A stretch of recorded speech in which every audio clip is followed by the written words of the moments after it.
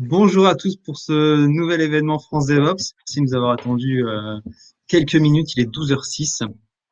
Aujourd'hui, on a Quentin et Adrien qui sont venus nous parler, qui prennent un peu de leur temps pour nous parler de GitHub Action. Merci Quentin, merci Adrien. Avant ça, je vais aller dans le chat. N'hésitez pas à nous dire si le son est bon, si vous nous voyez correctement. Ça a l'air pas mal. Euh, Quelques principes que je rappelle. Le replay sera disponible sur francedevops.fr. Je vous invite aussi à aller y faire un tour pour accéder, par exemple, au CFP si vous avez un talk à nous proposer ou si vous voulez nous rejoindre sur le Slack, si vous voulez échanger quelques infos. Donc, j'ai la parole. Je vais également faire un peu de promo pour nos amis de CloudWest. Tac. Voilà, donc CloudWest, comme son nom l'indique, c'est un événement qui se passe dans l'Ouest, en tout cas qui est organisé par des acteurs de l'Ouest. Alors, comme l'année dernière, cette année, ce sera encore en ligne. Je vous invite à aller y faire un tour. Ce sera le 18 juin. Le CFP est fermé, mais les inscriptions sont bien évidemment toujours possibles. Voilà, ce sera plusieurs jours, je pense, de mémoire, de workshops, de témoignages, de conférences et de tables rondes. Il y en aura d'autres dans l'année. D'ailleurs, il y en a déjà eu un au mois de mars. Mais il y aura aussi le Cloud Nord et Cloud Est. Voilà, tout ça, c'est organisé par l'association Cloud France. Je vous invite à aller vous inscrire, à aller suivre ce qui se passera sur le Cloud West 2021. Et je ferme mon écran.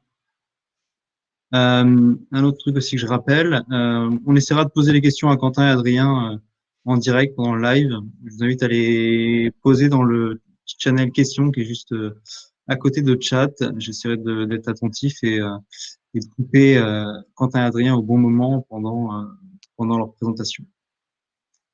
Messieurs, c'est à vous. Bon courage. Merci. Bonjour à tous. Alors moi, je vais vous partager mon écran avec la presse. Hop, hop, full screen. C'est parti. Donc du coup, voilà, comme on vous l'a dit, n'hésitez pas à poser vos questions au fur et à mesure. Ça sera un peu plus interactif. Ça sera un peu plus sympa. Donc du coup, aujourd'hui, ce qu'on va vous présenter, donc de faire un peu de CI/CD quasiment sans les mains avec GitHub Action qu'on va vous présenter par la suite. Alors nous, on est des gars du Sud-Est et du coup, je laisse Adrien se présenter. Bonjour à tous, merci Quentin. En effet, on est des gars du Sud-Est. Moi, je suis Adrien Chalère, j'ai une société qui s'appelle PG3 et nous faisons de l'hébergement web et de l'infogérance avec dans tout ça aussi, bien évidemment, du DevOps et du CI/CD parce que ça va avec. Et je suis aussi, du coup, pareil, Thomas, on fait notre petite pub. Je suis aussi président de l'association Nice Open Source qu'on vient tout juste de créer, qui a pour objectif de promouvoir et de démocratiser l'open source dans notre région PACA. Voilà. Et donc, vous pouvez me retrouver sur Twitter au nom de Adrien S. Voilà, je te laisse, Quentin. Ok. Moi, je m'appelle Quentin d'équipe. Donc, du coup, on est de Nice tous les deux. Moi, je suis développeur freelance en spécialité, on va dire PHP Symfony. Ça va faire 8 ans que je fais ça. Et je suis aussi membre de Nice Open Source et vous pouvez me retrouver aussi sur Twitter. Un peu présenter GitHub Action. Qu'est-ce que c'est? Donc en fin de compte, c'est un outil d'automatisation des process de développement. Ça a été lancé par GitHub mi-2019 en bêta et ils ont sorti de la bêta fin de l'année 2019. Et donc, du coup, en fin de compte, le gros plus de cet outil, c'est qu'il est complètement et forcément intégré à tout l'écosystème GitHub, que ce soit avec l'outil de versionning de base de votre projet, que ce soit avec GitHub Package pour enregistrer vos images, le conteneur registry, et avec tous les autres outils que peut proposer GitHub. Donc du coup, ça va nous permettre donc d'automatiser tous vos développements, vos processus de développement. Ça comporte tout ce qui est intégration continue, déploiement continu, mais ça peut être aussi tout un tas d'autres choses, de gestion de votre repo, de vos issues, de vos pull requests. Donc c'est vraiment assez large. Aujourd'hui, GitHub Action, c'est gratuit pour tous les projets open source. Donc quand je dis gratuit, c'est en fin de compte, c'est eux, ils se basent sur l'exécution en fonction des minutes que prennent vos scripts, vos workflows. Et ensuite, ça va pour des repos privés, vous avez 2000 minutes gratuites. Et ensuite, en fonction des options que vous avez pris de votre pricing de GitHub, ça va jusqu'à 50 000 minutes par mois et plus si besoin. Et donc du coup, GitHub Action, quand il est arrivé, ça c'est un peu, enfin personnellement, je trouve que c'est un peu chamboulé l'univers des outils de CI et autres, type Travis CI, qui était fortement utilisé par tous les projets open source.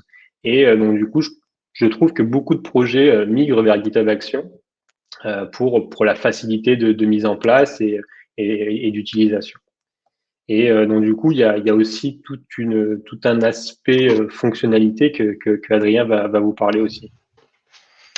Merci Quentin, tout à fait. La chose qui est très intéressante sur GitHub Action, c'est qu'il y a une notion de module et de marketplace qui fonctionne de la façon suivante, qui vous permet simplement dans votre CI/CD d'appeler des modules déjà packagés qui vont vous demander des éléments en entrée, donc des arguments, et vous faire un lot d'actions qui sera décrit en relation qui sera décrit par le module. Un exemple très concret, on le verra tout à l'heure. Moi, je suis plutôt la partie Ops, on fait de l'infra, donc du coup, forcément, un exemple Ops. Docker est donc forcément un compte certifié sur GitHub, et il propose un module pour pouvoir builder une image Docker. Donc, le seul, globalement, paramètre les quelques seuls paramètres que vous demande ce module pour pouvoir builder, c'est la localité de votre Dockerfile sur votre repo et le tag complet, donc l'endroit où vous voulez stocker votre package, le nom ainsi que la version pour pouvoir builder. Vous le verrez tout à l'heure, on a sur la présentation, on a un exemple très concret. Et ce qui est intéressant pour ce module, c'est que du coup, on est quand même dans une notion de standardisation parce que le module étant développé par Docker, vous avez possibilité du coup derrière de pousser sur la registry de votre choix.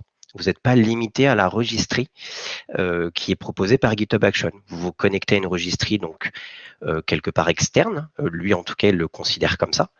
Et du coup, vous envoyez votre image sur la registry que vous avez choisie.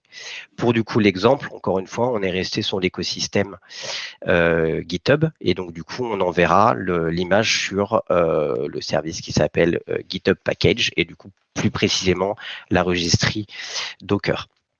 Et donc du coup, ça c'est pour la partie des modules certifiés. Donc là, vous avez vraiment un suivi de la part, du créateur du module, parce que c'est une société derrière souvent, ou après ça peut être des communautés, mais en tout cas, il y a une validation de la part de GitHub pour ce compte-là, cet utilisateur. Et après, ce qui est aussi très intéressant, c'est que cette marketplace peut être incrémentée par toute personne qui souhaite développer un module. Donc, si par exemple, vous avez un applicatif que vous avez développé, un applicatif open source ou un applicatif que vous avez déployé, et vous, dans certaines situations, vous faites un lot de tests, plutôt que de entièrement les développer, plutôt entièrement les écrire dans votre playbook, dans votre liste d'actions GitHub Action, vous pouvez développer votre module, le stocker sur un repo Git et appeler ce module sur votre GitHub Action. Et du coup, ça vous permet, par exemple, de répartir le travail et d'avoir une équipe qui va simplement s'occuper de ce module qui va faire ce lot d'action, et ensuite une équipe qui va l'utiliser. Voilà. Nickel. Ouais, tout à fait. Il y a pas plus. Merci. Mais du coup, voilà, dans l'idée, c'est vrai que c'est surtout la marketplace de GitHub Action, donc toutes les actions disponibles qui sont propulsées par la communauté, qui sont le plus, on va dire, de GitHub. Du coup, l'idée, c'est de mettre en place un peu un contexte pour pour vous présenter GitHub Action, hein, quelque chose d'un peu concret, on va dire. Donc l'idée, en fin de compte, c'était à un moment donné, je me suis dit, tiens, je jouais au loto et je me suis dit, est-ce que j'ai déjà été millionnaire? Et donc du coup, j'ai essayé un peu de chercher et j'ai trouvé que sur le site du loto français, il y avait un historique du loto, enfin forcément, des statistiques. Et donc du coup, je me suis dit, je vais créer une petite application, ai-je gagné au loto.fr pour voir si j'ai déjà été millionnaire. Donc Alors, du coup, ouais, vas-y. je me permets, je sais que tu n'es pas millionnaire, donc tu n'as pas gagné au loto. Ah, effectivement, mais bon, peut-être que parmi vous, il y en aura qui seront millionnaires. Ce serait sympa de nous le dire. Mais voilà. Donc l'idée, moi, je suis développeur PHP Symfony, donc je l'ai faite dans ce langage-là, avec ce framework-là, et avec une base de données Postgre. Mais voilà, l'idée, c'est c'est juste un contexte, et vous pouvez utiliser GitHub Action forcément avec votre langage, avec votre framework, avec vos outils. Il y a pas de, il y a pas de, il y a pas de restriction. C'est juste pour poser un peu un contexte et tester ça. Du coup, ce projet, il est dispo de manière open source. Vous avez le lien ici. Et si jamais vous voulez aller voir par la suite le code, toute la configuration de GitHub Action, n'hésitez pas à y aller si vous voulez contribuer ici aussi. Du coup, voilà, on va essayer de faire un projet assez simple.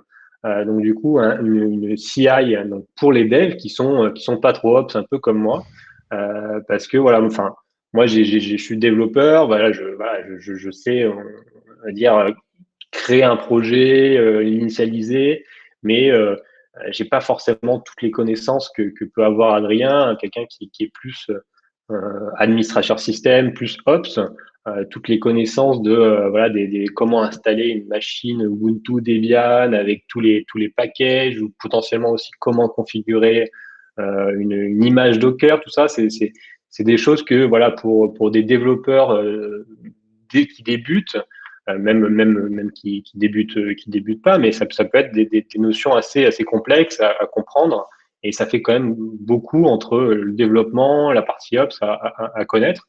Et donc du coup, c'est là tout l'intérêt de GitHub Action, qui va vous permettre avec ces marketplace, ces modules, de faire tout ça assez facilement. Donc du coup, l'idée ici, voilà, c'est on est un développeur débutant, on n'a pas trop de notions de ops, et potentiellement aussi on est dans une équipe de développeurs, et on a besoin d'accélérer nos développements, on fait des pull requests, on review notre code, et donc du coup l'idée c'est d'automatiser au maximum nos processus de développement. Donc on va commencer donc du coup par configurer GitHub Action. Donc l'idée c'est de créer un fichier YAML qui va être en fin de compte le fichier pour configurer et lancer, on va dire, vos workflows de GitHub Action. Donc ce fichier-là doit être dans un dossier particulier qui est dans .github/workflows. Peu importe le nom de votre fichier, ça n'a pas forcément d'importance. Ça va vous permettre un peu aussi peut-être d'organiser vos différents workflows. Donc en fait, un workflow est un ensemble de scripts, de jobs, comme on va pouvoir le voir, qui sont exécutés en fonction de certaines conditions. Et un workflow peut être totalement indépendant envers un autre workflow. Mais il peut aussi potentiellement dépendre de l'exécution d'un autre workflow. Si un workflow a échoué ou a réussi, ça peut exécuter votre workflow. Et on le verra ça juste après. Donc du coup, l'idée, c'est de nommer votre workflow. Et ensuite, vous allez, voilà, vous voyez ligne 5 sur le on, vous allez pouvoir en fait déclarer des triggers, des conditions qui vont vous permettre de dire, en fonction de tel événement qui se passe dans mon processus de Git, ça va vous permettre de déclencher votre workflow.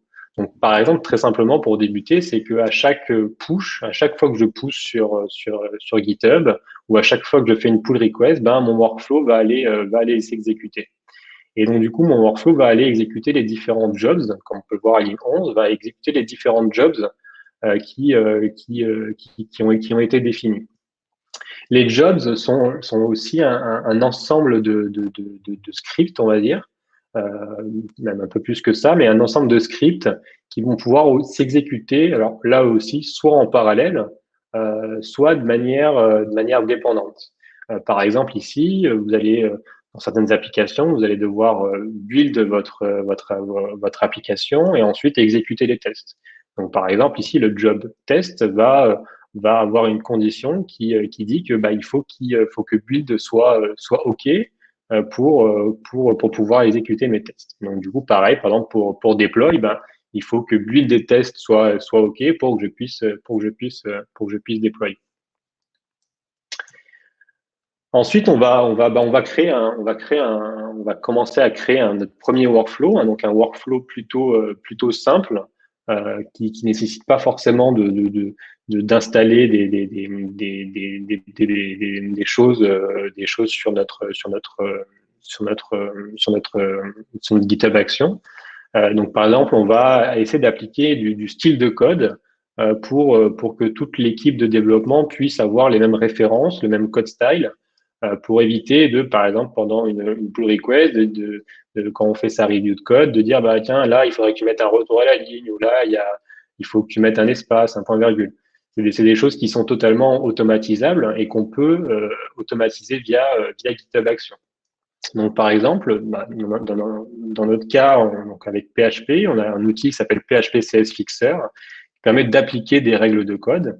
Et donc, du coup, là, ça va être à chaque push ou à chaque pull request, je vais pouvoir exécuter mon job qui s'appelle PHP CS Fixer de manière automatique et qui va aller appliquer ces règles de code et dire aux développeurs, là, cette règle-là, elle n'est pas respectée, cette règle-là, elle est bonne, etc.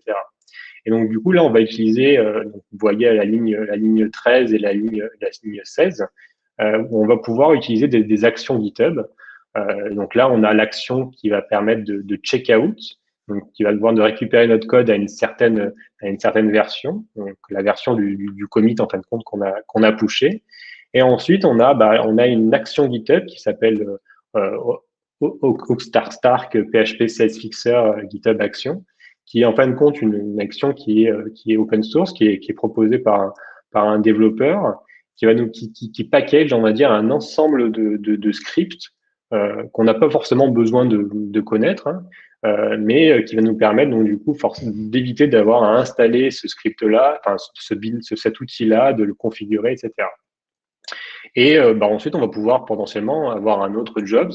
Alors dans notre cas aussi, dans le contexte, avec PHP, on peut linter le code, c'est-à-dire on va en fin de compte analyser notre code d'une manière statique pour éventuellement pouvoir détecter des bugs avant que notre code soit forcément exécuté.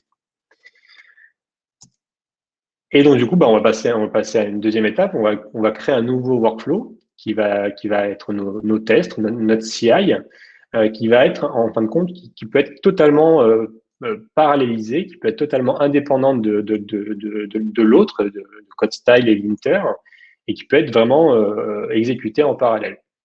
Donc là, on a quelque chose d'intéressant ici que propose GitHub Action, ligne 5, vous voyez qu'il y a un runs on Ubuntu latest. Donc en fait, GitHub Action propose des machines virtuelles ultra complètes, déjà en fin de compte avec énormément de langages, d'outils qui sont en fait déjà installés sur la machine et qui permettent de rapidement de pouvoir exécuter certains scripts, même sans avoir à installer différents paquets, différentes dépendances. Donc, par exemple, sur Ubuntu Latest, on a du PHP, les dernières versions de PHP, de Node, de Ruby. On a des outils, on a Docker de préinstallé. Donc, on a vraiment une machine virtuelle ultra complète qui est déjà très intéressante et qu'on peut déjà facilement utiliser. Ensuite, GitHub Action propose aussi, par exemple, pour les développeurs mobiles ou les développeurs d'applications Windows, des machines macOS latest, Windows latest, qui vont pouvoir potentiellement, qui vont permettre d'exécuter et de tester votre code sur des OS différents. Ouais, vas-y Adrien. Je me juste, Quentin, je vous ai mis dans le chat le lien il y a un dépôt GitHub qui s'appelle Virtual Environment et du coup qui référence justement ces profils de machines avec, vous verrez, il y a un tableau avec, du coup il y a un listing, donc il y a du Ubuntu, du macOS et du Windows Server et il y a une colonne où il y a marqué Include Software, vous cliquez dessus et en fait il vous liste les applicatifs qui sont déjà présents sur cette machine. Donc, comme disait Quentin, donc il y a du Bash, il y a du Node, il y a du Perl, il y a du Python, il y a du Ruby, il y a du Swift. Voilà, avec les versions précisées. Donc, en effet, ça vous permet d'avoir déjà un environnement technique, on va dire standard, si vous travaillez sur généralement les versions, des versions de code un peu dernière génération. En effet, là, on voit pour l'exemple de Quentin, je me permets, que par exemple, il n'y a pas PHP 8 et c'est PHP 7.4. Voilà. Je te rends la parole. Du coup, ça me permet de rebondir. Moi, il y a sur la Ubuntu Latest, il y a du PHP 7.4, mais mon applicatif utilise du 8. Et moi, en tant que développeur, installer PHP 8, potentiellement, ça implique d'ajouter une source en particulier. Après, il faut que j'installe des extensions qui sont compliquées à installer. Toujours en tant que dev un peu débutant. Voilà, il faut installer les extensions, il faut configurer PHP. C'est un peu compliqué. Et donc, du coup, par exemple, là, il y a donc une action GitHub qui s'appelle Setup PHP qui permet en fin de compte facilement en disant là, je veux telle extension, je veux telle version de PHP, je veux tel outil complémentaire qui va faire tout ça pour nous en fonction de ce qu'on lui demande. Et donc là, c'est vraiment génial parce que du coup, on n'a plus à se soucier de comment installer PHP 8 avec toutes les extensions qu'on a besoin. Et donc, du coup, ici, pour notre test, on va aller installer les dépendances de PHP qui sont propres toujours à notre applicatif, à notre contexte actuel. On va aller installer un outil qui s'appelle PHP Unit qui permet d'exécuter, de faire des tests unitaires et des tests fonctionnels. Donc, du coup, voilà, en fait, on a vraiment un ensemble d'actions, de modules qui sont déjà disponibles. Je vous ai mis un petit lien vers un repo qui recense un peu des actions qui sont intéressantes. Donc, vous avez du setup pour Node, vous avez des actions pour créer des releases automatiquement sur GitHub Action, sur votre GitHub, faire des actions en SSH, faire copier des fichiers en FTP. Voilà, il y a vraiment énormément de choses. Et comme Adrien vous le disait au début, vous pouvez vous-même créer vos propres actions. Les mettre en open source si vous voulez, y contribuer si jamais il y a des actions où vous voulez corriger des bugs ou ajouter des fonctionnalités. Et vous pouvez aussi avoir vos actions en privé si jamais vous avez besoin. Donc là, vous pouvez vous référer à la documentation GitHub qui est ultra bien faite, qui vous permet de créer des actions privées et de pouvoir les réutiliser dans vos workflows. Du coup, là, je te coupe la parole 2 secondes. On a 3 questions là qui sont apparues de Gabriel et de Ben. Je ne sais pas si vous voulez y répondre maintenant. Ouais, vas-y. Donc Gabriel nous pose 2 questions. La première, c'est concernant la gestion des variables d'environnement façon Secret CI/CD, GitLab. Ça, on en parle Adrien, après. On en parle après justement l'utilisation des variables d'env et en effet secret, ça fait partie de la partie ops, donc on te répondra par la suite. Ça marche. Et la deuxième question de Gabriel, est-ce que c'est possible d'enrichir l'environnement par défaut pour des besoins non couverts ou est-ce qu'il faut reconstruire un environnement from scratch? Est-ce que tu peux juste répéter toute la question? Bah, sinon, je peux te laisser la Ouais, lire en elle est sur question. la question.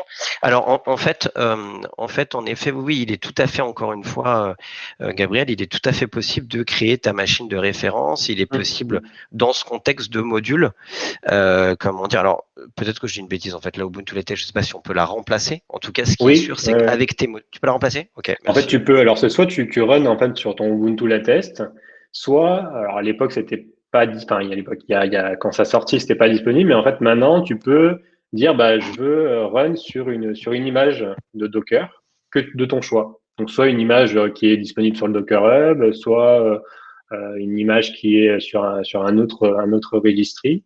Donc, par exemple, si tu veux dire, bah, moi, je veux run sur un PHP 7 Alpine, qui est sur Docker Hub, tu peux le faire. Et donc, en fin de compte, ça va pas utiliser Ubuntu Latest, mais ça va utiliser une image Docker. Ça marche. Et je vois qu'Adrien a répondu déjà à la question de Ben. Je sais pas si Adrien, tu veux rajouter quelques mots. Bah, en effet, la question de Ben, c'était de dire est-ce qu'on a possibilité de se raccorder aussi en dehors des runners présents physiquement chez GitHub. Et en effet, j'ai envoyé une action. Je vous laisse aller voir dans les questions. J'ai mis un lien. Il y a du AWS. AWS a un compte spécifique, une organisation spécifique Action, qui vous permet du coup de vous raccorder à votre infrastructure AWS avec toute la gestion des creds et tout. Et du coup, vous vous connectez à votre infrastructure. Et du coup, vous pouvez exécuter vos builds sur vos machines. Donc là, j'ai mis l'exemple de AWS, mais comment dire, il y a forcément des Azure et des gens comme ça qui s'y penchent. C'est pas comme si GitHub appartenait à Microsoft. donc oui, bien sûr, il y a des connecteurs externes. Je rebondis sur ce que disait Quentin, et du coup, le fait que GitHub Action date de 2009 et 2019, pardon. Donc en effet, ça fait 2 ans, 3 ans. Et en fait, ils y apportent extrêmement régulièrement des évolutions, et il y a tout le temps des nouvelles choses. Voilà, donc c'est un produit qui est en constante évolution, comme on voit GitHub qu'on a ajouté il y a 2 semaines la possibilité de faire un menu déroulant dans son README et plein de choses comme ça. Voilà. Et tu peux aussi, bah là, c'est une notion un peu plus avancée, mais tu peux hoster toi-même tes runners. Donc, tu un peu comme GitLab, hein. Donc, t'as tu peux self-hoster tes runners. Et je crois que le runner le runner, il est open source et tu peux y contribuer et potentiellement, voilà, apporter des fonctionnalités, des choses comme ça. Ok. Ouais, Donc, du tu coup, parles de GitHub, justement. Il y a Anthony qui a posé une dernière question. ouais. C'est possible d'avoir un équivalent de GitHub Action sur GitLab, peut-être plus de boulot, moins de solutions clés en main. Il y aurait de vraies limitations. Je vous laisse y Un répondre. GitHub Action sur GitLab. Attends, GitLab c'est GitLab CI. Après, est-ce que, enfin, à moins que je réponde pas vraiment à la question. Moi, je peux peut-être Est-ce qu'on répondre. parle, d'auto-DevOps? Tout à fait. Alors, en fait, la question, elle est là, en fait, c'est plus une notion de concept, de contexte. En effet, GitHub Action, GitLab a sa solution de CI avec sa syntaxe, c'est YAML, et du coup, de la même façon, permet de démarrer des actions dans des conteneurs Docker avec des images précises, ainsi de suite. Là, pour le cas de GitHub Action, alors vous m'arrêtez si je dis des bêtises, c'est clairement les seuls qui ont développé cette notion de communauté autour des modules. Et c'est pour ça qu'au début, on parlait de cette marketplace, et cette marketplace qui était validée, parce que il y a vraiment, alors on vous mettra le lien, je vous l'enverrai dans le chat, il y a vraiment une marketplace sur lequel, au même titre qu'un Docker Hub où vous recherchez vos images, et ben là, vous avez un marketplace avec les différents modules, avec des notations, des raccords à des repos Git auxquels, du coup, comme disait Quentin, vous pouvez aussi contribuer et vous apporter des évolutions à des modules existants. Donc, cette notion de GitHub Action, sur GitLab, c'est vraiment deux, je dirais pas jusqu'aux notions de concept, mais deux concepts différents. En effet, GitLab, ils ont leur solution de CI. vous pouvez aussi l'héberger sur vos serveurs, ce qui n'est pas du coup le cas de GitHub et du coup la partie GitHub Action, la seule partie que vous pouvez laisser, c'est votre runner. Voilà, mais tout le reste se trouve chez GitHub ou sur le Docker Hub si c'est des images que vous voulez télécharger. Et sur la doc de GitHub Action, vous avez des parties pour potentiellement migrer depuis GitLab CI, de migrer depuis Bitbucket, Pipelines et autres. Mais en fait, après les concepts sont quand même assez similaires. Alors les noms, les vocabulaires n'est pas forcément le même, mais on s'y retrouve quand même facilement. Moi aujourd'hui, je fais beaucoup de GitLab, donc de GitLab CI, et c'est pas très difficile de passer sur du GitHub Action. Voilà. Voilà. On continue peut-être et puis on se refera un petit lot de questions après. Ça marche. Donc du coup là, moi pour les tests, on va avoir besoin de potentiellement de faire des tests fonctionnels. Donc ça va être des tests qui vont interagir avec une base de données. Et donc là, ce qui est intéressant, c'est que GitHub Action peut mettre à disposition, une fonctionnalité qui est Services, qui va vous permettre en fait d'avoir des services annexes, d'avoir des conteneurs Docker annexes pour avoir des bases de données, pour avoir potentiellement des systèmes de cache comme Redis par exemple. Et donc du coup, en fait, vous allez pouvoir avoir votre conteneur de base de données qui va pouvoir être utilisé par notre application. Donc là, dans mon cas, je vais avoir besoin d'une base de données Postgres. Donc tout ça, c'est pris depuis la doc GitHub. Où il n'y a pas de, c'est plutôt simple. Vous avez des exemples aussi pour Redis, pour MySQL, je crois aussi.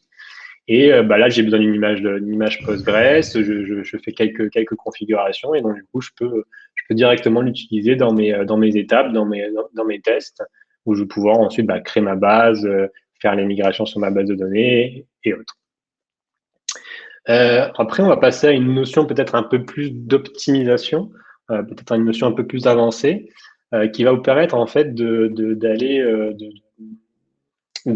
plus vite dans l'exécution de vos scripts, de vos workflows.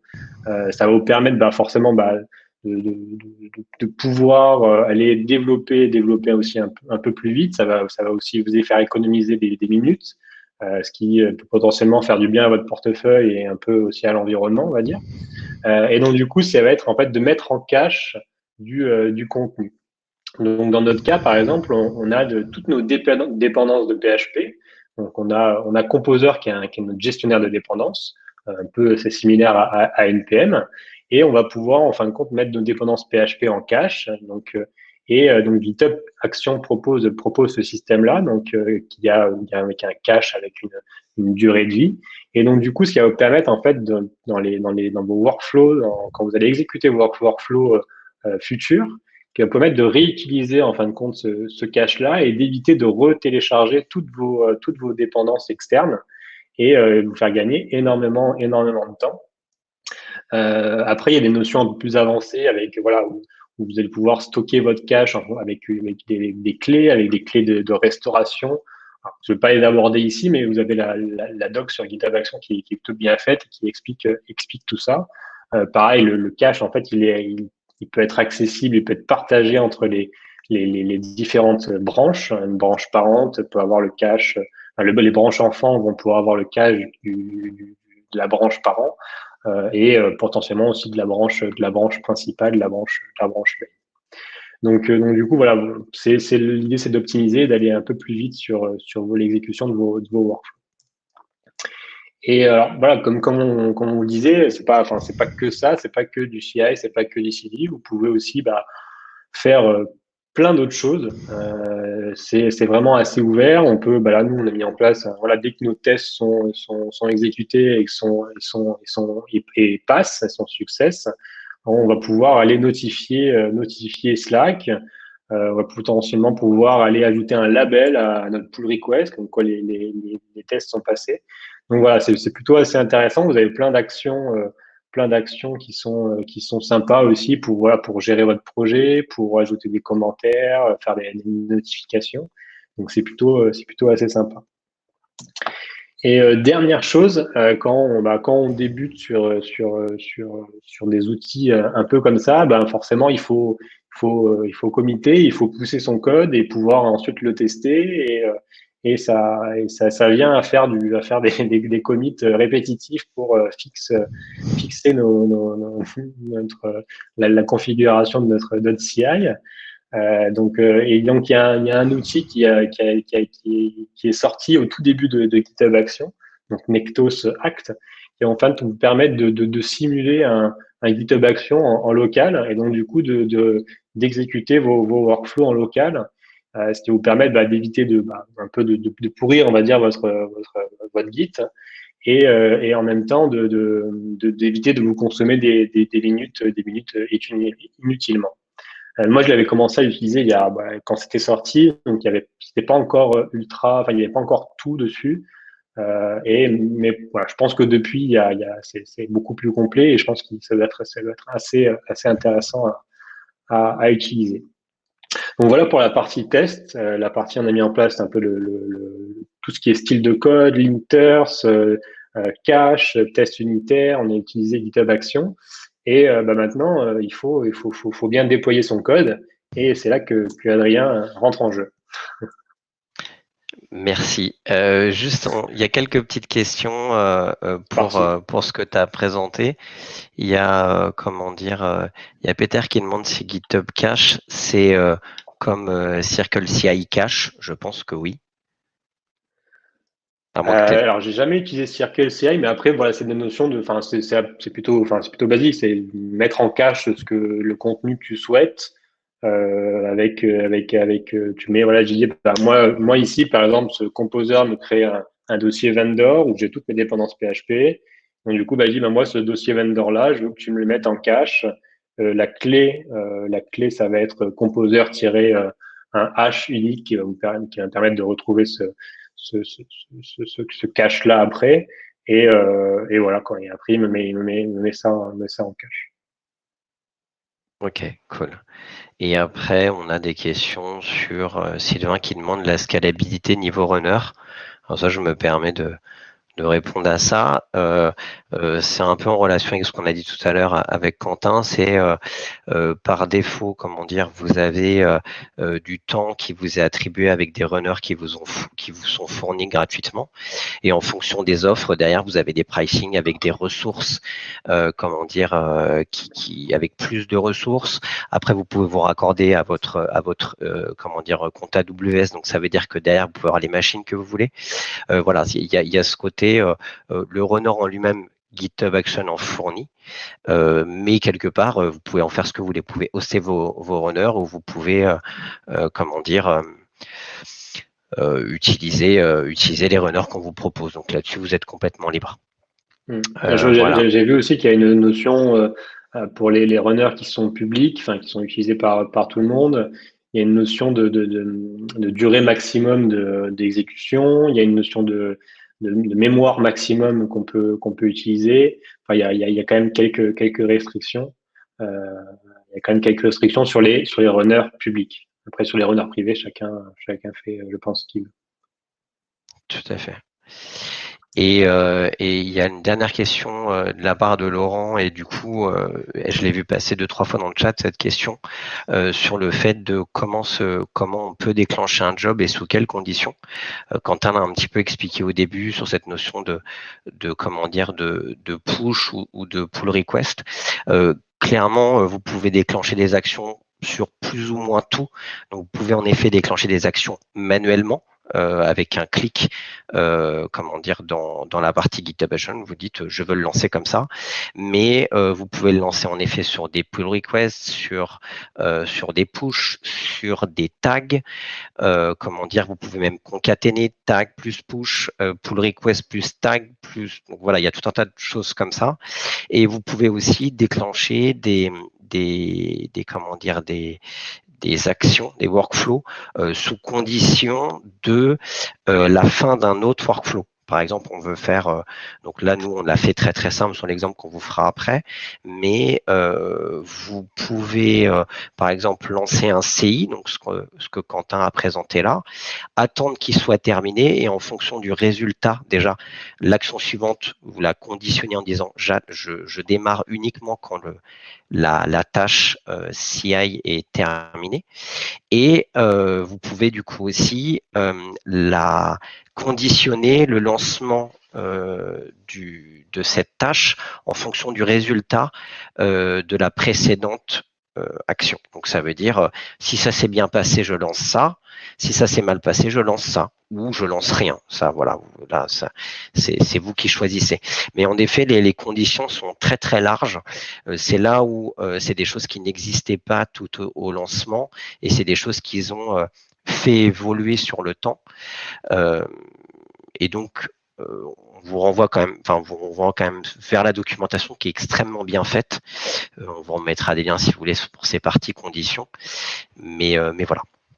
Et ouais, du coup, je peux rajouter aussi qu'il y a des conditions. Alors, c'est des if très simples sur la partie jobs, sur la partie même steps. Tout à fait. Donc, par exemple, je sais pas, entre la ligne 19 et enfin 18 et 19 ici sur ce slide, vous allez pouvoir mettre un if et dire if je sais pas, je fais un composeur install if ma version de PHP c'est du 8 ou ma version de PHP c'est autre chose ou des if en fonction de la branche. Voilà, je fais un composeur install si je suis sur la branche master ou je fais un composeur update si je suis sur la branche develop.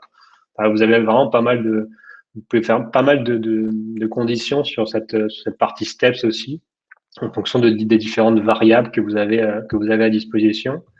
Et du coup, autre chose qui n'a rien à voir, mais vous pouvez aussi faire mettre en place, c'est une notion un peu plus avancée, des stratégies au niveau de vos jobs, pouvoir en fin de compte, par exemple, run des jobs en fonction, par exemple ici, de différentes versions de PHP ou run des jobs sur Ubuntu, sur macOS. Donc, ça va aller exécuter vos scripts en parallèle sur les différentes conditions que vous avez mises. Tout à fait. Et là, je me permets juste de rajouter, puis après on passe à la partie CD. Mais c'est vrai que cette question est intéressante. Dans le concept de GitHub Action, par défaut, tous les jobs, qui vont être lancés sont parallélisés. Ça veut dire que si vous ne mettez pas de conditions de dépendance, si tu peux remonter tout au début, là où tu as tes différents tests, machin, bidule, donc là, ça voilà, pardon, je respécifie. Ça, c'est une liste de jobs. Il va les enchaîner, il va faire le build, le test, le deployment. Mais si dans le dossier workflows, vous avez d'autres fichiers YAML, il va les exécuter en parallèle de celui-là. Et donc, c'est là où vous devez mettre en place des conditions qui dit je veux que tel YAML se lance sous condition que tel YAML termine. Alors, je dis YAML, c'est liste de jobs, en fait. Voilà. Donc, et donc, par défaut, si vous avez trois descriptions de jobs dans ce dossier workflow, il va lancer en parallèle ces trois automatiquement. Voilà. Ok. C'est parti, on parle de CD. Allez. Vas-y, je te laisse passer sur le slide qui suit. Alors, Quentin vous a un peu posé en effet la théorie de GitHub et qu'en effet comment on pouvait utiliser les jobs et comment on pouvait avec toute cette notion de conditions. Pour la partie CD, donc la partie déploiement, on l'a fait, on a essayé de prendre un petit peu des cas d'école sur lesquels vous seriez susceptible de travailler vous. Et donc, on est parti dans un contexte de containerisation de notre applicatif. Donc, première étape, création d'une image Docker et hostage de l'image sur une registrie. Et on l'a déployé on la déploie ensuite sur un cluster Kubernetes. Alors pour le test, on s'est amusé à déployer un cluster Kubernetes chez Scaleway qui s'appelle Capsule, je crois. Voilà, donc le déploiement du cluster, ça prend à peu près 5 ou 10 minutes. Vous choisissez le nombre de machines que vous voulez et en 10 minutes, on vous déploie un admin et un node en fonction de ce que vous voulez. Si vous voulez plus, vous prenez plus.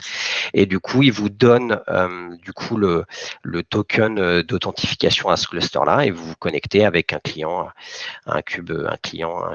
kubectl depuis votre machine. Donc là, on a mis donc un job. Donc au-dessus, vous avez la partie job et les conditions qui vous permettent de lancer ce job-là. On l'a mis assez complet pour justement parler des variables d'environnement, pour parler de la notion de contexte, pour parler de la notion de security, de variables secret. Souvent, ce qui est, comment dire, dérangeant, en tout cas important dans la partie CICD, c'est comme toujours en informatique la sécurité. Et donc c'est de dire comment on fait pour ne pas afficher en clair des mots de passe, ne pas écrire dans des YAML, enfin dans des fichiers de conf qui vont se trouver dans des repos, pareil des mots de passe, des tokens. Et donc ce que propose là GitHub Action, enfin GitHub même plus globalement, et donc du coup exploité par GitHub Action, c'est ce que font beaucoup de monde. Attention, c'est pas uniquement eux. En tout cas, vous avez possibilité de déclarer dans votre profil, organisation et même compte, enfin dépôt. C'est ça, voilà, exactement. Donc, vous avez différents niveaux où vous pouvez déclarer ces variables-là. Donc, par exemple, si, en fonction de l'importance de cette variable et en fonction de l'utilité transverse de cette variable, vous la mettez aux différents niveaux. Et du coup, là, on le voit sur notre cas, par exemple, sur la partie Docker logging, on va appeler une variable secret qui va s'appeler GHC username et GHC token. Et donc, c'est simplement le logging et le mot de passe pour s'authentifier sur une registrie. Enfin, pour notre cas, s'authentifier sur la registrie Docker qu'on va utiliser. Donc, ce cas-là, du coup, il est applicable, pour tout un tas de cas. Nous, on l'utilise comme ça, mais vous le verrez sur la partie Kubernetes de la même façon. On stocke aussi dans les variables secrètes le fichier, la conf complète pour la partie token pour accéder au cluster Kubernetes. Et ce qui est important aussi, c'est que dans les phases d'exécution, à aucun moment, ça on vous montrera après quand vous avez le log de déploiement de votre tâche en cours, à aucun moment il va printer aussi ces valeurs-là. Vous n'aurez jamais votre mot de passe affiché en clair, vous n'aurez jamais un token d'authentification affiché en clair. Donc ça, c'est un cas qui est pratique dans deux notions. Un, ça vous permet de centraliser des variables, donc des variables d'environnement, et en plus, ça vous permet d'offusquer des variables. Voilà. Donc, c'est quelque chose de très pratique. Ensuite, on a eu donc la question de variables d'environnement et bien évidemment, vous avez, alors là, si on le voit, vous avez tout un lot de variables d'environnement. Est-ce que, je pense que je parle, Quentin, tu peux aller nous chercher un lien avec toute la liste des variables d'environnement de GitHub Action? Oui. Voilà, qu'on mettra qu'on avait à vous mettre dans le chat. Donc, pas de quoi. Non, on voit plus la presse. Laisse tomber. Ploup. Vas-y, reviens dessus, on le mettra après. Donc du coup, GitHub, dans un environnement d'exécution que vous avez, que ça soit sur un de vos runners ou que ça soit sur un runner fourni par GitHub Action, du coup, par défaut, vous avez tout un lot de variables qui sont à votre disposition. Donc là, par exemple, on le voit dans la partie prep tout au début, après avoir fait le checkout, donc après avoir récupéré votre code, on va déclarer une variable qui s'appelle tags, qui va donc être le nom de votre image complète avec le tag, et on la construit à partir des différentes variables, dont la version qui va récupérer le SHA de votre commit. Voilà. Et donc, à partir de là, on peut extrapoler toutes les possibilités, le nom de votre branche, je sais pas, tout un tas de notions de contexte, l'environnement, l'OS, l'architecture de la machine sur laquelle est exécutée, la machine. On vous mettra un lien avec cette liste de variables. Et du coup, voilà, ça vous permet déjà, vous avez déjà une notion d'environnement et déjà une notion, de contexte. Voilà, récupérer, c'est de la même façon. Vous pouvez aussi récupérer un tag, par exemple. Vous avez tagué une branche. Vous voulez récupérer ce tag pour pouvoir taguer votre image Docker dans ce contexte-là. Voilà, vous avez tout un tas de choses comme ça. Et donc là, pour le cas concret, vous voyez, on va même créer une variable d'environnement en partant d'une variable qu'on appelle Docker image, sur lequel on spécifie le nom de l'image, la version qui vient du SHA du commit. Et donc, on concatène ces deux valeurs-là dans une valeur qui s'appelle tags. Et ensuite, en dessous, on fait un set output pour balancer ça dans les variables d'environnement. Et plus bas, tout en bas du coup du bloc de texte, on va récupérer notre tag avec un setup prep output tags, qui est du coup cette valeur-là qu'on a créée. Donc on peut du coup dans ces cas-là, créer autant de variables qu'on veut à la volée. On peut même générer des variables à partir d'exécutions qu'on peut imaginer, récupérer des résultats et les stocker dans des variables, et du coup faire des actions en fonction. Voilà. Dernière chose, du coup, on va plus précisément parler du module qui est utilisé. Alors là, tu voyais, je pense que ça marche pas parce qu'il y a un espace en plus vu qu'on est sur un contexte de YAML, je viens de voir ça. L'indentation est extrêmement importante, et sur le setup Docker build X, il y a un espace en trop. Du coup, ça ne marcherait pas. Donc, pour cette notion de contexte, du coup, vous voyez, alors dans la notion dans l'appel d'un module, généralement, le nom qui est avant le slash, c'est le nom du porteur du module. Donc là, en l'occurrence, on voit que c'est un module qui est porté par Docker, donc Docker officiel. Et donc, du coup, pour notre cas, on appelle 4 modules différents. Un module action, le tout premier, qui nous permet de faire le git clone. Un module setup buildex action qui vous permet de c'était un contexte d'environnement technique avec des valeurs. Alors, je crois même qu'il installe Docker, si je ne dis pas de bêtises, parce que par défaut, il n'y a pas Docker sur le Ubuntu Latest. Donc, du coup, il va installer Docker grâce à ce module-là sur la machine qu'on utilise. En tout cas, il va vérifier que l'environnement a bien Docker. S'il l'a déjà, il ne le fera pas. Et ensuite, on utilise 2 autres modules qui sont le logging action, qui permet avec 3 paramètres de s'authentifier sur une registrie, avec le nom de la registrie, un login, un mot de passe. Donc, c'est là où tout à l'heure je disais que ce module est standard et vous permet d'utiliser la registrie que vous souhaitez. Si vous voulez vous connecter au hub.docker.com, il n'y a pas de souci, ça fonctionnera.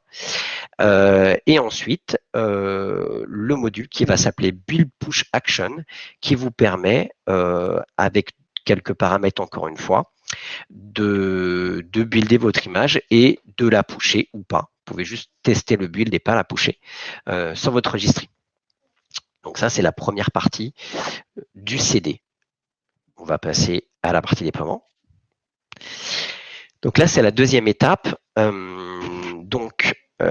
Dans un contexte de job, quand on a déclaré tout à l'heure, on est sur un cycle. Donc d'abord, on a placé en amont, en premier job, cette partie build et push, et ensuite on place la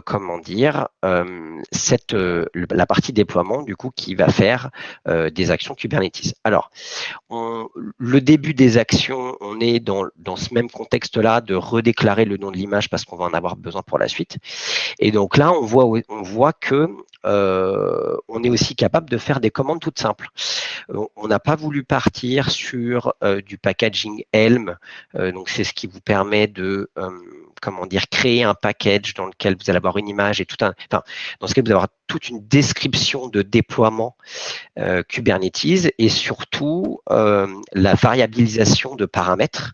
Donc du coup, ça vous permet de dire je déploie telle version d'image, je déploie avec tel paramètre, je déploie avec tant de scale, tant d'images scalées en parallèle, voilà. Et donc on l'a fait très très simple. On a simplement, alors il est en bas, on le voit. Donc là, c'est pour la partie staging. On a simplement créé un fichier qui s'appelle kubernetesstaging.yaml, dans lequel on va y faire 2 seds. Un premier sed où en fait on va remplacer une valeur qui s'appelle test par le nom de la branche. Donc là, on utilise encore une variable d'environnement. Donc, en fait, on fait même une regex dedans en disant qu'on veut le dernier paramètre du head. C'est comme ça qu'on dit, Quentin. Quand on a une branche feature / quelque chose, c'est ça, c'est le head. Voilà. Donc du coup là on parse et on dit, donc c'est de la regex et on dit qu'on veut la dernière valeur, je crois que c'est ça, du head, donc du coup le nom de la branche, et on remplace, donc c'est du set classique, hein, faut aller voir notre fichier pour voir exactement ce que ça fait comme action. Et de la même façon on fait un deuxième set qui va remplacer la valeur qui s'appelle crochet docker image par notre stdout qui est coupé par la variable d'env qu'on a créé tag. Et du coup, on remplace donc, pour avoir une notion de contexte, on insère le nom de la branche dans notre YAML Docker et on remplace le nom d'image. Et ensuite, après avoir fait ces sets-là, donc on est toujours dans un contexte où du coup on a modifié notre fichier, on va appeler donc un module qui a été développé par Steve Cheng, qui l'a appelé kubectl, et on peut du coup passer des paramètres à ce module-là. Donc, c'est jamais qu'une commande kubectl. On va lui passer un apply-f de notre fichier de notre YAML, de notre description d'action qu'on va faire côté Kubernetes. Et en variable d'environnement, on demande le token, donc la conf complète pour accéder en fait à votre cluster. Donc c'est une variable qui est mise en secret. Pour le côté sécu, cette variable secret, elle n'est pas il est demandé de la base 64, donc de la hacher, ce qui permet de ne pas avoir de problème d'indentation, parce que vu qu'on est dans un contexte de YAML, je crois aussi, et du coup, ça permet de faire un bloc et ça permet non plus de pas être d'avoir quelque chose de pas lisible à l'œil nu. Alors, de toute façon, les variables secrètes, vous ne pouvez pas les lire une fois qu'elles sont écrites. Vous pouvez que les update, donc les écraser, mais ne pas les afficher. Voilà, donc vous déclarez votre token et du coup, il s'y connecte comme ça. Et voilà. Et donc, je pense que j'ai fait le tour de ce module-là. Est-ce qu'on a des questions, sur cette partie CD dans le code Java, je dois mettre un password, mais SQL, comment utiliser les secrets? Alors, Peter, tu demandes pour un contexte de code Java.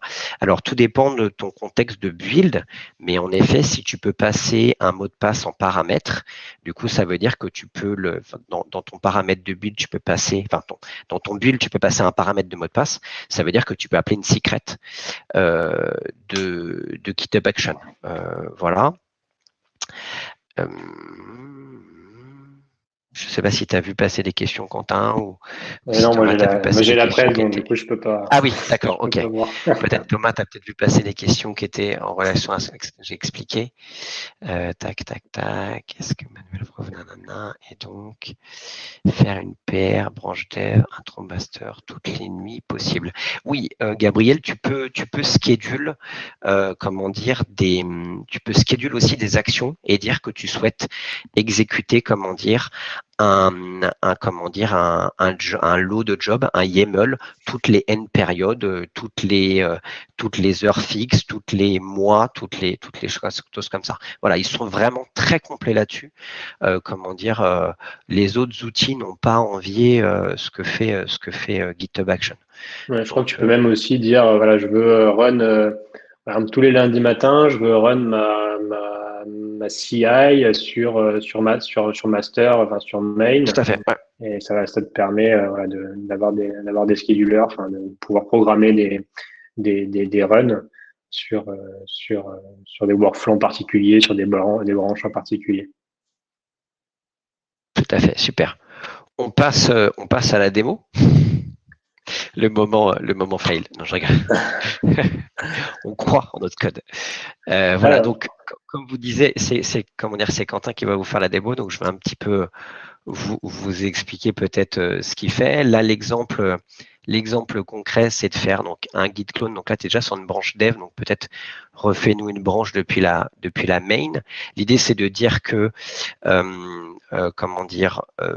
part de la branche principale, on se fait une nouvelle branche, on la pousse, et donc à partir de là, donc dans une notion de staging, on a laissé paralyser tous les tests pour être plus efficace et ne pas attendre que les différents tests passent les uns après les autres. Pas de tiret. Je préfère pas. Si ça marche, ça passe l'autre fois. Allez, on fait qu'un tiret. Oui, ça passe. Ça passe, ok. Et donc du coup, on pousse notre branche et du coup, on a des conditions qui disent si on est sur la branche main ou si on est sur une autre branche. Si on est sur main, on va exécuter un YAML pour un contexte de prod. Si on est sur une autre branche que la main, qui est notre branche de référence, on va du coup exécuter un lot de tests de staging, donc redéployer complètement l'applicatif et ainsi de suite. Allez, tentons ça. Tu nous fais une super cool. Emoji. Alors, on a ajouté un emoji. Donc, moi, j'ai créé ma petite PR sur Develop. Hop. Donc là, bon, j'ai juste rajouté. Donc, on a. Non, c'était pas ça.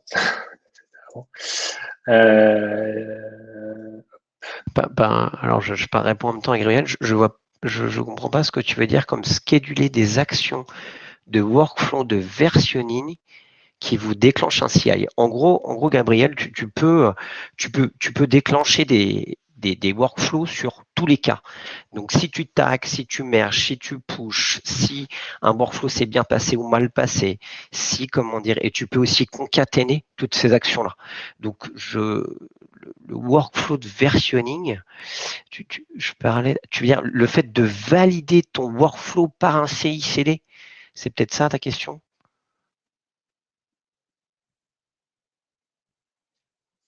Scheduler des actions workflow de version. Bon, du coup, je vous montre un peu la partie interface graphique qu'a mis en place GitHub Action, qui est plutôt assez sympa. Donc, vous allez en fait sur votre pull request, vous allez voir tous vos checks, tous vos workflows, vos jobs qui sont exécutés. Donc là, par exemple, je suis sur mon linter, j'ai mon job. Donc du coup, je peux voir toutes les étapes qu'il a fait, voir s'il a réussi, si ça a fail, avoir aussi les logs d'erreur aussi si jamais ça n'a pas marché. On a toute la partie CI, donc on voit que la partie CI s'exécute sur du push, sur du pull request, pareil pour la partie linter. Donc là, on est sur la partie CI, donc là, on a runné nos tests. Et donc, en fait, on voit que voilà, il va aller initialiser les conteneurs, il va aller check out le code, il va aller installer PHP. Voilà, il va faire toutes les étapes qu'on vous a montrées dans le slide. Il va nous notifier sur Slack.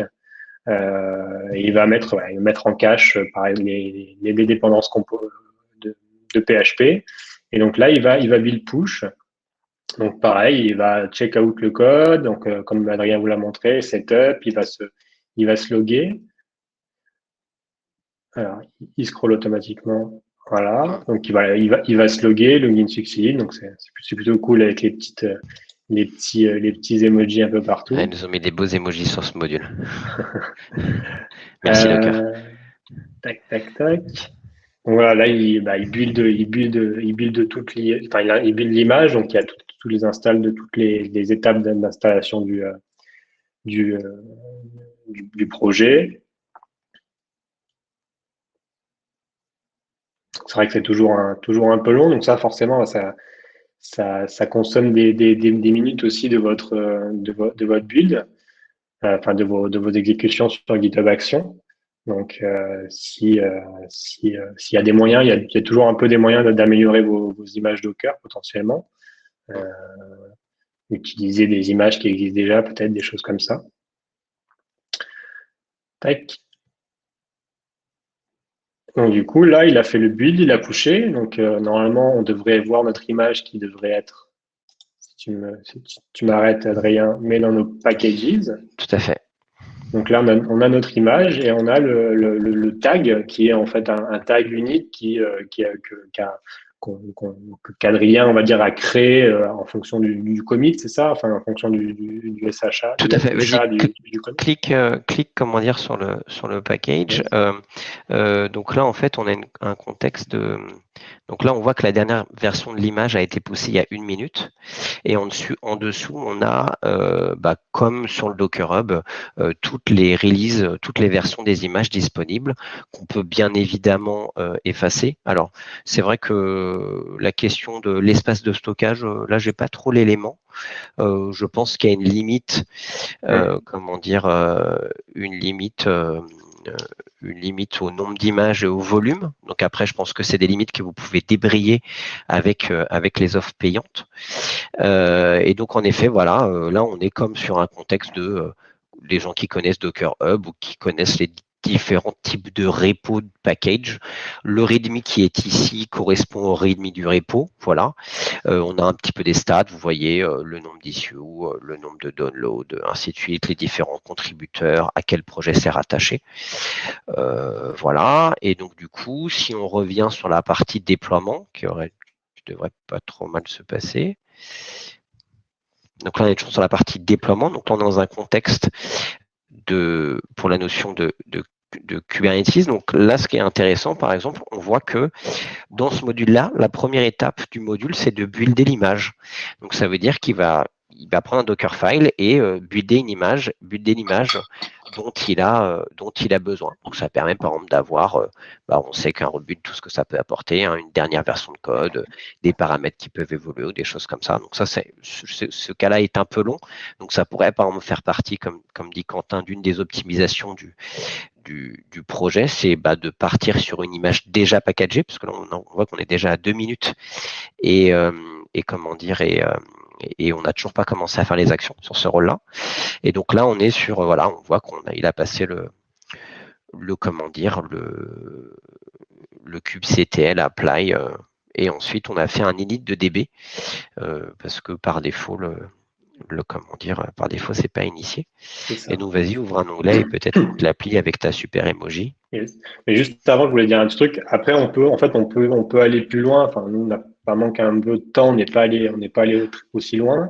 Mais on peut créer des environnements dans GitHub Action qui vont être avec qui vont pouvoir regrouper tous les déploiements qu'on a fait. Donc, par exemple, on peut créer un environnement prod, un environnement staging, un environnement test. Et en fait, vous allez pouvoir faire des déploiements dans certains environnements en fonction de vos branches, par exemple, et pouvoir aussi avoir directement un accès à l'URL de l'environnement en question directement ici. Donc, en fait, en cliquant simplement, de pouvoir voir le résultat, on va dire, de votre pull request. Montre à ce moment-là le test que tu avais fait sur Heroku, là, sur la base, quand tu es sur l'onglet code, à droite, tu as environnement. Oui. Voilà. En dessous des packages. Voilà, vous avez du coup des environnements. Là, pour le cas, il y en a 2 qui sont déclarés. Et quand on clique sur View Deploy, du coup, une ancienne version. Voilà, ça c'est une ancienne version du coup. Du coup, le lien, on peut déclarer du coup le lien où va se trouver l'applicatif et du coup le raccorder comme ça. Donc ça c'est une toute nouvelle feature, hein, Quentin, je dis pas de bêtises, hein, donc c'est encore pas très, c'est pas forcément très bien documenté et je crois que là tu avais réussi à le faire assez facilement avec Heroku, mais je pense que c'était Heroku qui l'avait fait totalement automatiquement, parce que vous pouvez pas vraiment. Vous avez une notion de créer des environnements ici, mais c'est surtout une notion de création, de gestion des environnements via des API, pas forcément d'interface visuelle très avancée là-dessus. Contrairement à ce qu'on peut voir chez GitLab où on peut facilement gérer des environnements. Et donc du coup là, le résultat, donc tu m'as dit, c'est quoi l'URL encore ? Nom de ta branche.staging.cloudlol.lol. Ok. Extraordinaire domaine. .staging.cloudlol.lol, c'est ça? Ouais. Nickel. Et donc du coup, on peut voir que magnifique. petit emoji, c'est parfait. Donc, alors pour répondre, on a une petite question d'Alistair qui demande, alors ça c'est une question intéressante, comment on sait qu'une étape, comment un script, est en KO ou en OK? Alors généralement, et je pense que pour le coup de GitHub Action, c'est la même chose, c'est la sortie standard. Donc c'est le résultat de ta commande. Si tu sors en 0, c'est que ça s'est bien passé. En 1, c'est que ça s'est mal passé. Et en 2, c'est que je crois que tu as eu un code d'erreur un peu particulier. Donc du coup, si tu lances une commande par exemple et qui échoue, il va printer l'erreur. Là, c'est sur une erreur, c'est ça? C'est ça. Là, Voilà. j'ai Là, essayé tu de l'avais run là. mes tests. Tu l'avais, tu avais un exit 1, voilà. Exit code erreur 1, et donc du coup, GitHub Action interprète ça comme un job qui s'est mal passé. D'accord. Il y a une question dans l'onglet, alors je te le dis, Quentin, c'est où qu'on a mis liter test PR valide PR pour valider PR? Ou est-ce que tu as déclaré pour linter le test pour valider une PR? J'avoue, je la comprends pas bien. Alors en fait, les pull requests GitHub sont, tu peux merger ta PR, si je comprends bien la question, tu peux merger ta PR uniquement si tous les checks sont passés. Donc en fin de compte, c'est tous les jobs ont réussi, tu vas pouvoir merge ta PR. Il y a des choses intéressantes aussi que tu peux paramétrer au niveau de ton repository, c'est de pouvoir, on va dire, tu peux créer des branches protégées. Donc, par exemple, ta master va être une branche protégée et faire une pull request sur cette branche protégée. Tu pourrais dire, voilà, il faut que tous les tests soient OK pour pouvoir merge et sur master. Donc voilà, tu as pas mal de choses comme ça qui te permettent de. Tu as aussi, je crois que j'ai vu passer quelque chose qui permet de auto-merger. Donc bon, ça c'est un peu peut-être extrême, mais dans certains cas, ça peut être intéressant de dire si tous mes tests passent et qu'il n'y a aucun souci, autant automatiquement merger mes pull requests pour aller plus vite. C'était une question de Gabriel, ça. Et s'il était possible de lancer des CI à des heures précises et des merges automatiques sur, par exemple, une branche pré-prod, et on redéploie la branche pré-prod sur un environnement. Donc en effet, c'est tout à fait possible. Tu peux automatiser un merge. Et pour du coup exactement répondre à ta question, Peter, en effet, la notion de merge est conditionnée par le résultat de ton CI, du coup, si je dis pas de bêtises, Quentin. Du coup, ça te conditionne ça. Donc après, tu peux aussi, sur des jobs, les déclarer en non important, enfin avec un niveau de criticité en dessous qui dit que ce job-là peut rater. Donc, c'est pas un job bloquant, mais par défaut, tous les jobs sont bloquants. Au même titre que par défaut, tous les YAML présents dans le dossier workflows sont exécutés en parallèle. Et après, c'est à toi de mettre des conditions pour débrayer du coup, ou forcer l'enchaînement des jobs, ou débrayer du coup là pour le coup l'importance d'un job. Par exemple, ce qu'a fait là, on peut le voir ici sur la partie déploiement, mais voilà, on a ce job-là, needs build push. Donc, en fin de compte, ce job-là a besoin de ce job-là pour pouvoir être exécuté. Donc là, on est au niveau des jobs. On peut aussi avoir, voilà, ce qu'on avait ici, ce qu'on a commenté pour la démo, mais on peut dire, ce workflow-là, il va run uniquement si ces autres workflows-là sont completed ou sont celui de prod, tu peux le montrer, il est activé sur celui de prod. Ouais, j'ai peut-être pas la dernière version, mais t'as peut-être pas pool, mais en effet, sur la prod, du coup, on a mis une condition qui dit que on déploie uniquement quand le YAML, enfin le job, le fichier complet qui s'appelle CI est terminé est complet. Voilà. Donc en effet, t'as pas de pool, pas grave. Voilà. Voilà. Est-ce que vous avez d'autres questions? Voilà, à vous de jouer. Est-ce que vous avez d'autres questions? Je vous invite à les mettre dans l'onglet questions, des gens qui ont posé des questions auxquelles on n'a pas répondu. N'hésitez pas à les faire remonter.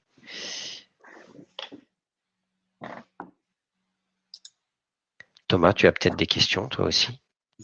Bon, ça va être bon. Je pense qu'on va pouvoir aussi vous laisser s'il n'y a pas de nouvelles questions. On a un peu Bien débordé sûr. sur le Ouais. créneau. Nouvelle question de Sylvain, Michael, deux nouvelles questions qui viennent d'apparaître. Ou alors qui ont juste été votées.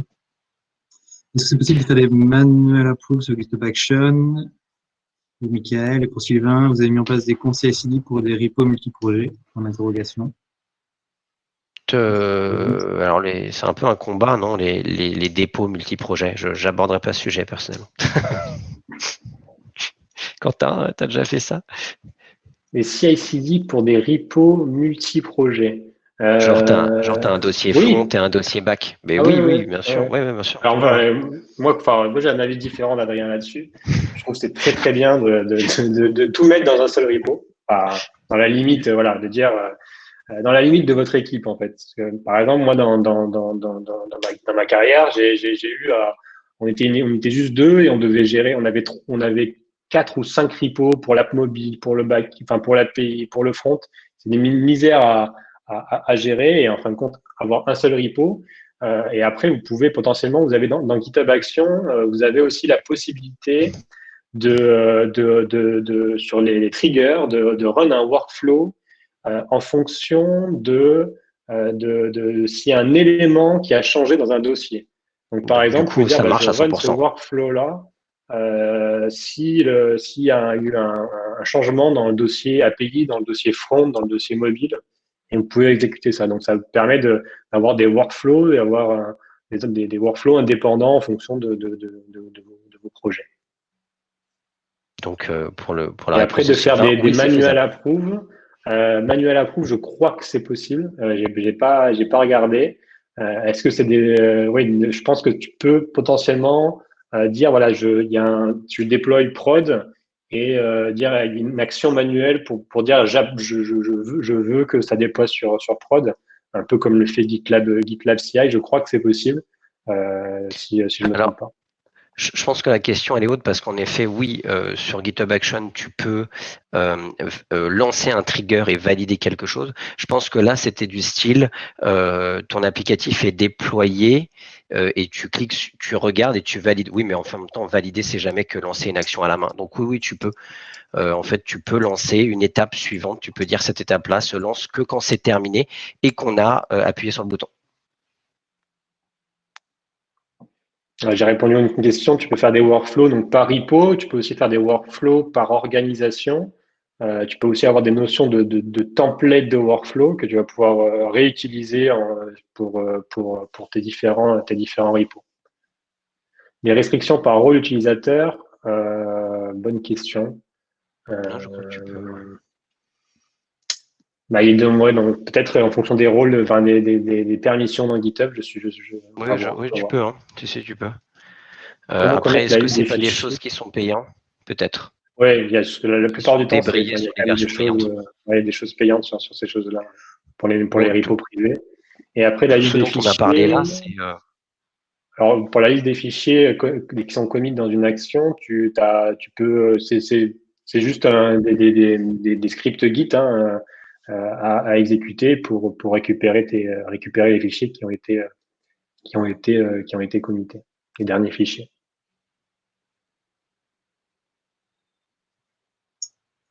Bien. Après, n'hésitez pas, enfin, si vous avez, on va aller, sur Twitter, Adrien sera ravi de répondre sur Twitter si vous avez d'autres questions. Moi aussi, bien sûr, il n'y a pas de souci.